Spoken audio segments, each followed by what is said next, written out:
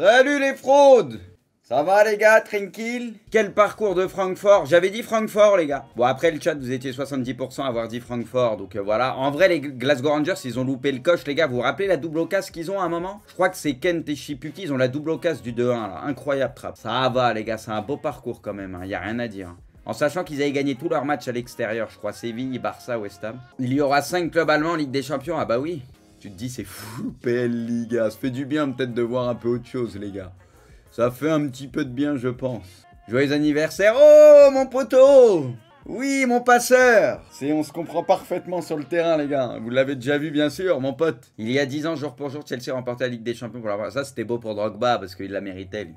Plus avec cette égalisation à la fin et tout contre le Bayern, il a mis une tête premier poteau. Respect aux Glasgow Rangers, relégués financièrement en 4ème division il y a 10 ans, aujourd'hui vice-champion d'Europe. Ouais, eux c'est ça. Ils avaient été relégués, après ils ont tout remonté, etc. Et là ils vont en finale d'Europa, c'est dommage. Enfin c'est dommage, après l'histoire est belle, mais c'est vrai qu'elle aurait pu être encore plus belle. Kolo Muani les gars, il devait être comme un ouf. Il va jouer la Ligue des Champions, c'est un truc de ouf quand même. Il part sur une victoire en Coupe de France avec Nantes et il va jouer la Ligue des Champions. Oh, vamos! J'avais chaud pendant tout le match, j'ai ressenti de la pression alors que j'étais dans mon canapé, donc je n'ose même pas imaginer pour l'équipe, je suis libéré, heureux pour eux. Oh, t'es heureux pour toi aussi, hein. Faut voir, parce que moi, je suis pas à l'Eintracht au quotidien, mais quand tu vois par exemple des Kostic et tout, tu vois, il y a des mecs, c'est caviar sur caviar, honnêtement, tu sais, il y a quand même des joueurs de ballon et tout, tu vois, ça joue. Je pense que Kolo Muani peut se régaler dans cette équipe, hein, sincèrement. Ouais, ils sont 11e, c'est surprenant. Mais Kostic, je sais pas s'il va rester, ouais. À mon avis, lui, Jeje, Okocha, Kovac, Pochettino. Ah oui, ça c'était... Comment c'était, les gars, ce film-là? Ah oui, 3-0. Les gars, vous en pensez quoi du maillot de City? Je trouve que les bandes rouges, ça fait chelou, non? Le col et tout, ouais, je sais pas. Encore sur les manches, les bandes rouges, ça va, mais je trouve sur le col, ça fait un peu bizarre. Didier Deschamps, et voilà, oui, bon, on va en reparler de ces listes. Le PSG, ah là là là là, on souffle déjà. Le PSG aurait proposé à Kiki de devenir le propriétaire du projet sportif du club. Un statut qui permettrait notamment à l'international français de choisir le prochain. Bon, après, les gars, c'est El Chiringuito, tranquille, hein, mais confirmé par Romain Molina, ok. Bon, les gars, j'espère vraiment que c'est faux, parce que là, ouais, il n'y a plus d'honneur, il n'y a plus rien, là. J'espère, je pense que c'est faux, les gars. Les gars, le maillot d'Arsenal pour la Ligue des... Ah non, pour l'Europa League. Ah, il est magnifique, les gars. En vrai, je le trouve magnifique. Non, vous aimez pas, les gars? Moi, je trouve il a du fleur. Après, t'as le col, là, avec le truc où ça fait des éclairs. Bon, le col, ça fait un peu, tu vois, chemise et tout. Mais en vrai, le maillot en soi, je le trouve stylé. Léao est ciblé par le PSG, oui, oui.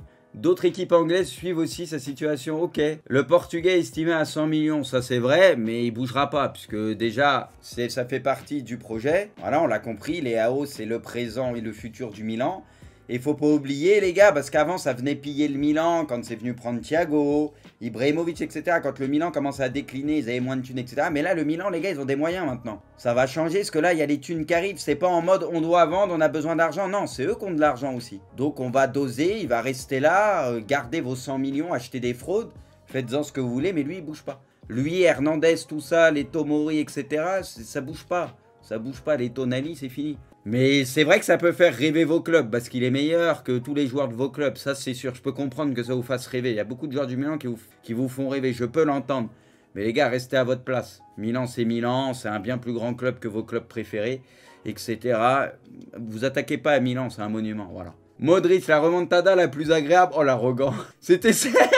C'était celle contre le PSG. C'était 15 ou 20 minutes de folie. C'était le début de nombreuses soirées magiques qui nous amenaient jusqu'à Paris.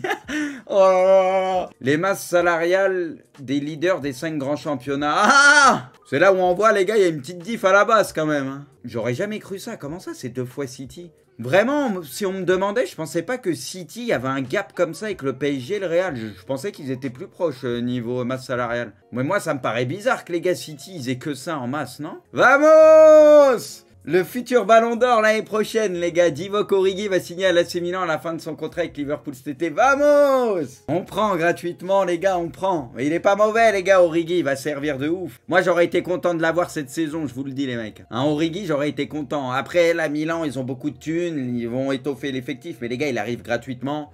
C'est très bien à prendre, en sachant que Milan, ils ont besoin de se renforcer devant. Non, en vrai, les gars, Giroud, c'est pas normal, fallait pas le rappeler. Vous voyez ce que je veux dire? Valait mieux ne jamais le rappeler. Pourquoi le rappeler et lui redonner de l'espoir, entre guillemets, surtout qu'il avait fait le boulot la dernière fois quand il était appelé, pour ne pas le rappeler la fois d'après? Sincèrement, les gars. On est d'accord que c'est pas normal, c'est pas bien de faire ça. Fallait pas le rappeler dans ces cas-là. Lui, vraiment, il a pas de goût, les gars. C'est un joueur qui a du ballon, mais il a zéro goût. La Juve et après l'Inter, vraiment... Christophe Galtier annonce en conférence de presse qu'il restera à Nice la saison prochaine. Ok. Bon, ça, pour le coup, c'est un peu surprenant. Moi, je pensais qu'il allait se casser. Là, vu tout ce qui s'est passé ces derniers temps. Bon, bah, il va peut-être rester finalement. Alors, les gars, la liste, qu'est-ce qu'on en pense? Yoris, Maignan, Areola. Bon, Yoris, Maignan, moi, c'est ce que je dis depuis quelques temps, les gars. Pour moi, Maignan, c'est le meilleur gardien actuel français. Mais Yoris, voilà, titulaire en équipe de France, c'est pas un scandale, hein, parce que Yoris, il fait le boulot, etc. C'est Yoris, il est pas claqué, donc tranquille. Troisième goal après, Areola. Bon, ça fait un moment, de toute façon, lui, on sait qu'il y a Lafont qui pousse. Parce que Lafont, bah, est en train de progresser. Mais bon, après, on va pas se mentir. Je pense qu'en troisième gardien pour le moment, bon, il prend quelqu'un qui connaît bien. Vous voyez ce que je veux dire? Donc, voilà, il connaît beaucoup plus Areola, en sachant que, voilà, c'est le troisième gardien. Voilà, à mon avis, une fois qu'Yoris, de toute façon, prendra sa retraite internationale, bah, ça sera...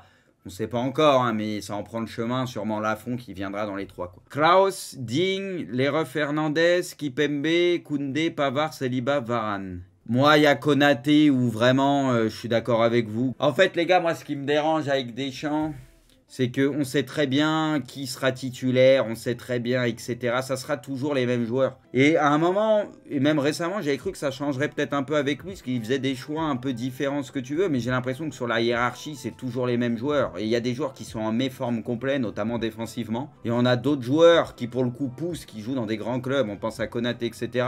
Tu vois, pourquoi ne pas l'appeler là? Tu vois, avec ce qu'il fait, le mec, il joue à Liverpool, il cartonne et tout. Pourquoi ne pas l'appeler, quoi? Voilà, on ne dit pas de le mettre titulaire tout de suite ce que tu veux, mais au moins de l'appeler, de tester, quoi. Konaté à la place de qui? Konaté, aujourd'hui, il est à la place de quasi tout le monde, là, en charnière. Le truc, c'est que, voilà, c'est ce que je dis, il s'appuie sur les joueurs qu'il a depuis un moment, les valeurs sûres.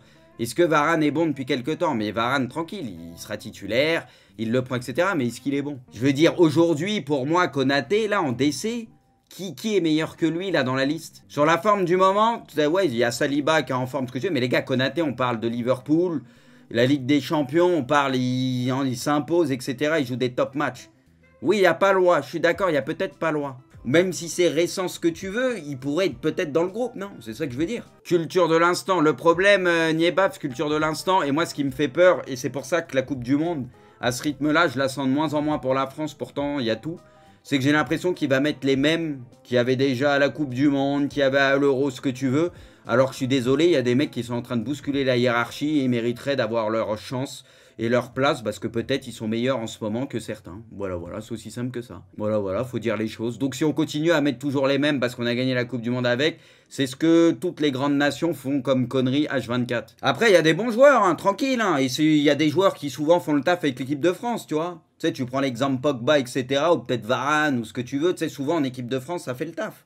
Même si en club, c'est plus compliqué. Mais moi, ça me dérange un petit peu parce que parfois, c'est bien d'injecter un peu de sang neuf, qu'il y ait une vraie concurrence. Parce que les mecs, ils sont trop confortables. Et c'est peut-être pour ça qu'au bout d'un moment, ça joue des tours à certaines sélections qui sont championnes du monde, ce que tu veux. Pourquoi Digne? Les gars, Digne, c'est pas le pire. Digne, c'est pas un mauvais joueur. Moi, Digne, c'est pas le pire. Alors après, oui, il y a Ferland, etc. Je suis d'accord. Mais en vrai, Digne, c'est pas un mauvais joueur. Le truc, c'est que les gars, le titulaire, ça serait Hernandez en piston, ce que tu veux. Mais Digne, il est pas mauvais, tu vois. C'est un bon défenseur. Quand Digne, moi, joue par exemple en équipe de France, je me dis pas, oh, on est dans la sauce, sincèrement. Moi, je trouve que Digne fait le boulot. Après, c'est vrai qu'il y a Ferland, etc., qui est bon aussi, voilà. Guendouzi, Camara, tu vois, Rabiot, les gars, par exemple, Rabiot, c'est pareil. Est-ce que Rabiot fait une grande saison? Est-ce qu'il est dans une période de foot? Tu vois, Rabiot, c'est pareil. Mais Rabiot, il sera à la Coupe du Monde. Parce que les gars, on est d'accord qu'il y a Kamavinga qui fait des bonnes choses, même s'il n'est pas, bon, titulaire indiscutable au Real, mais il a montré de belles choses quand il joue, quand il rentre, etc. On est d'accord que si Camara est là, les gars, c'est pour sécuriser sa place, on est d'accord. Oui, ils veulent bloquer, on est d'accord, les gars, on est d'accord sur ça. Franchement, les gars, pour moi, Tchouaméni, faut commencer à l'installer. Hein. Moi, je pense que les gars, enfin, on verra s'ils confirment, etc., jusqu'à la Coupe du Monde. Mais moi, les gars, je pense que Tchouaméni, il va falloir l'installer. Hein. Pour moi, c'est le milieu le plus en forme en ce moment qu'on a. Hein. Il sait tout faire et tout, il est trop fort. Trop fort. Après, tranquille, Pogba, en général, en équipe de France, il est toujours très fort. En général, rien à dire. Et Kanté, c'est Kanté, tu vois. Il est fort aussi, tranquille. Après, attaque. Ben Yedder, Benzema, Coman, Diaby, Grisou, Mbappé, Nkunku. Y'a qui, les gars? Là, on pense à Fekir sur les profils offensifs. Qui a pas été appelé? Dembélé, Fekir et Giroud. Terrier aussi, qui aurait peut-être pu avoir sa chance, c'est vrai. Moi, les gars, je pense que Dembélé, il sera à la Coupe du Monde. Sauf catastrophe, pour moi, il sera au mondial. Il sera au mondial. C'est juste qu'à mon avis, Deschamps, il connaît Dembélé, il veut pas risquer. Voilà, là en ce moment, ça se passe bien avec le Barça. Moi, les gars, Giroud, ça me fait mal, comme je disais, parce que tu l'appelles il y a quelques temps, il fait le boulot et tu le renlèves. Alors que pour moi, Giroud, c'est un profil un peu à part qui peut servir. Tu vois, on le sait, en point d'appui, il fait souvent le boulot. Voilà, moi, ça me dérange un peu pourquoi il l'a appelé pour le retèche dans la foulée. Ça, je comprends pas. Et son excuse bidon de... Oh, les joueurs qui étaient titulaires, ils sont pas faits pour être remplaçants. Ça, c'est complètement bidon. Parce que Giroud, il accepterait ce rôle et il n'y a pas de souci, je pense, aujourd'hui. Donc ça, c'est complètement bidon. C'est une excuse. Autant dire les choses vraiment plutôt que de sortir des excuses bidons. Tu vois, Griezmann, ça fait quelques temps, il est en méforme complet. Mais bon, vu qu'il le surkiffe de ouf, Deschamps, bah, il sera là. Il sera sûrement titulaire au mondial. Voilà. Terrier, le truc, c'est que Terrier, les gars, il va falloir, je pense, qu'il confirme la saison prochaine. Peut-être il va rester à Rennes, peut-être il va partir. Le truc, c'est qu'il y a une concurrence qui est féroce, ça, on va pas se mentir. Donc voilà, après Terrier, moi, c'est un joueur que j'aime bien, tu vois, il n'y a rien à dire. Il fait une super saison et tout, mais à mon avis, s'il confirme la saison prochaine à Rennes ou ailleurs et qu'il continue comme ça, peut-être qu'à un moment donné, il aura sa chance. Mais c'est vrai que là, on voit qu'il y a des Dembélé, etc., qui ne sont pas pris. Donc bon. C'est que, ok, il y a quelques nouveaux noms depuis quelques temps, mais dans l'ensemble, tu sais qu'à la Coupe du Monde, tu auras quasi le même 11 que d'habitude. Alors qu'il y en a beaucoup qui sont pas dans une forme optimale et ça dure depuis quelques temps. Tu vois, ça date pas depuis 2-3 mois.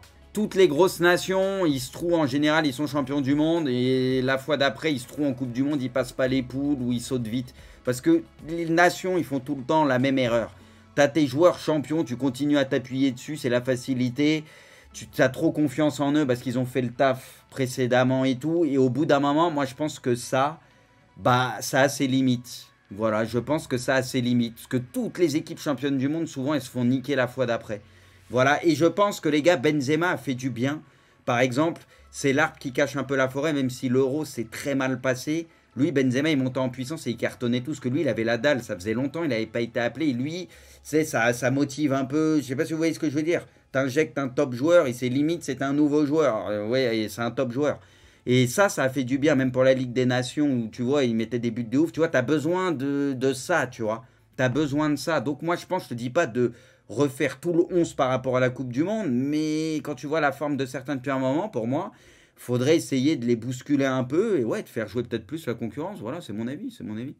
Après, on verra. Peut-être qu'il va raligner quasi la même équipe qu'à la dernière Coupe du Monde ou à l'Euro ou les dernières compétitions. Et peut-être qu'ils vont être champions du monde. Hein. Tranquille, il y a les joueurs. Hein. Frappard fait partie des 36 arbitres sélectionnés pour la Coupe du Monde. Vamos, mérité.